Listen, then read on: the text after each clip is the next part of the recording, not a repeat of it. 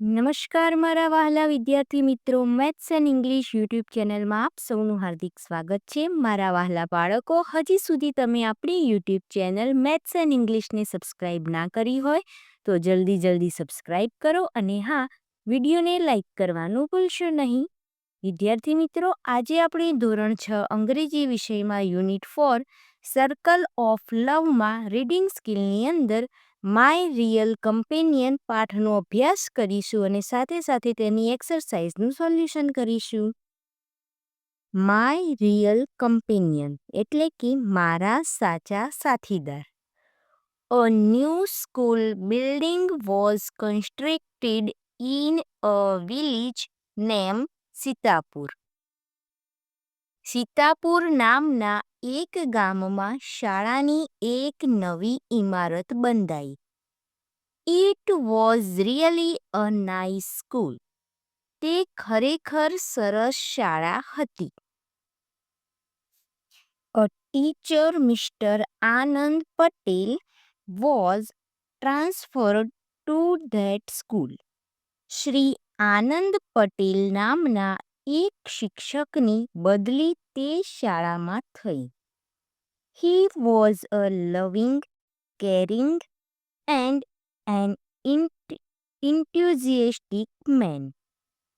તેઓ પ્રેમાળ, હિતાળ અને ઉત્સાહી વ્યક્તિ હતા. He took motherly care of the students. તેઓ એક માની જેમ વિદ્યાર્થીઓની કાળજી લેતા. There was a boy named Nayan in that village. તે ગામમાં નયન નામનો એક છોકરો હતો. He was 10 years old. તે 10 વર્ષનો હતો. He didn't like to study. તેને ભણવું ગમતું નહીં. He liked to play all day. તેને આખો દિવસ રમવું ગમતું. Staying for 5 hours at school was not his cup of tea. શાળામાં 5 કલાક રહેવું તે તેના માટે સજા જેવું હતું. So he rarely went to school. તેથી તે ભાગ્યે જ શાળાએ જતો. Mr. Anand had decided to educate all the children of the village. Shri આનંદે ગામના બધા જ બાળકોને શિક્ષણ આપવાનું નક્કી કર્યું. So he noticed Nayan's absence and decided to meet him. તેથી તેમણે નયનની ગેરહાજરીની નોંધ લીધી અને તેને મળવાનું નક્કી કર્યું. Once he visited Nayan's house, એકવાર તેમણે નયનના ઘરની મુલાકાત લીધી. He asked his parents about his absence. તેમણે તેના માતા-પિતાને તેની ગેરહાજરી વિશે પૂછ્યું.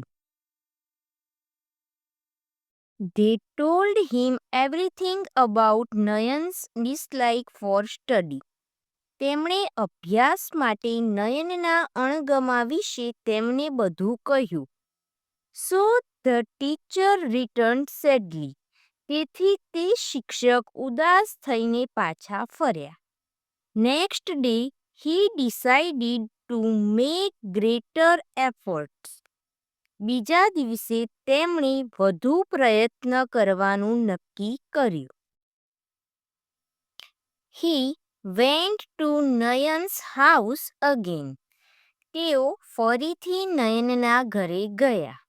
નયન greeted him. નયને તેમને આવકાર્યા. Mr. Anand said, "Let's go to school, નયન." શ્રી આનંદે કહ્યું, ચાલ નયન, શાળાએ જઈએ. નયન said, "No sir, I don't like to go there." નયન કહે છે, ના સાહેબ, મને ત્યાં જવું ગમતું નથી. Mr. Anand said, See, you will enjoy games and songs with your friends. You will learn new things. Shri આનંદે કહ્યું, જો તું તારા મિત્રો સાથે રમતો અને ગીતો માણીશ, તું નવી વસ્તુઓ શીખીશ. નયન said, No, no, no, I will not come. He ran inside the house. નયને કહ્યું, ના ના ના, હું નહીં આવું. તે ઘરમાં દોડી ગયો. Mr. Anand went to the school alone. Shri આનંદ એકલા જ શાળાએ ગયા. Then it was Mr. Anand's routine work to call Nayan for school, and Nayan was refusing and making excuses. પછી તો નયનને શાળાએ બોલાવવાનો તેમનો રોજનો ક્રમ થઈ ગયો અને નયન ના પાડતો અને બહાના કાઢતો. After some days, Mr. Anand started playing with Nayan at his house after school hours. થોડા દિવસો પછી શ્રી આનંદે શાળા પૂરી થયા બાદ નયન સાથે તેના ઘરે રમવાનું શરૂ કર્યું. નયન also liked to play with him. નયનને પણ તેમની સાથે રમવું ગમતું.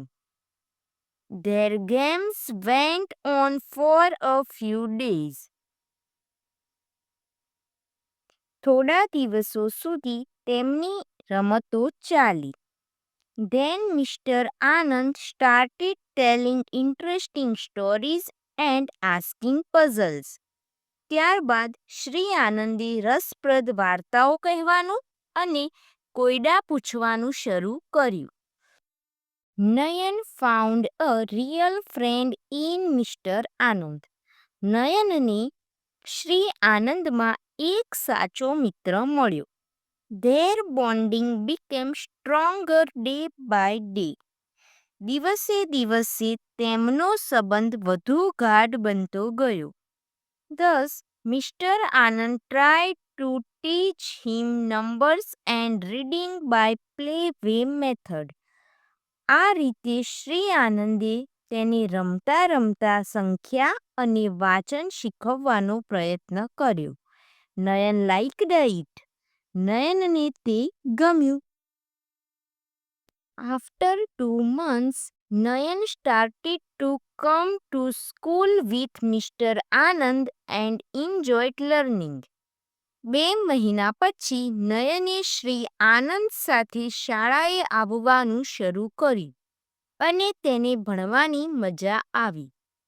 They became companions for each other. તેઓ એકબીજાના સાથીદાર બની ગયા. One day, Nayan was waiting for his companion to go to school, but he didn't come.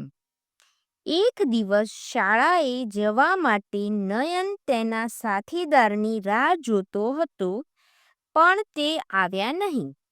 Nayan went alone to school. નયન એકલો શાળાએ ગયો. This was the first time he went to school alone. પહેલી વાર તે શાળાએ એકલો ગયો. During the recess, he came to know that his companion was ill. His eyes filled with tears. Recess દરમિયાન તેને ખબર પડી કે તેનો સાથીદાર માંદો હતો. તેની આંખોમાં આંસુ આવ્યા. He rushed to Mr. Anand's house. તે શ્રી આનંદના ઘરે દોડી ગયો. There was no one in Mr. Anand's family to take his care. Shri આનંદનું ધ્યાન રાખવા માટે તેમના કુટુંબમાં કોઈ નહોતું. He was alone. તેઓ એકલા હતા.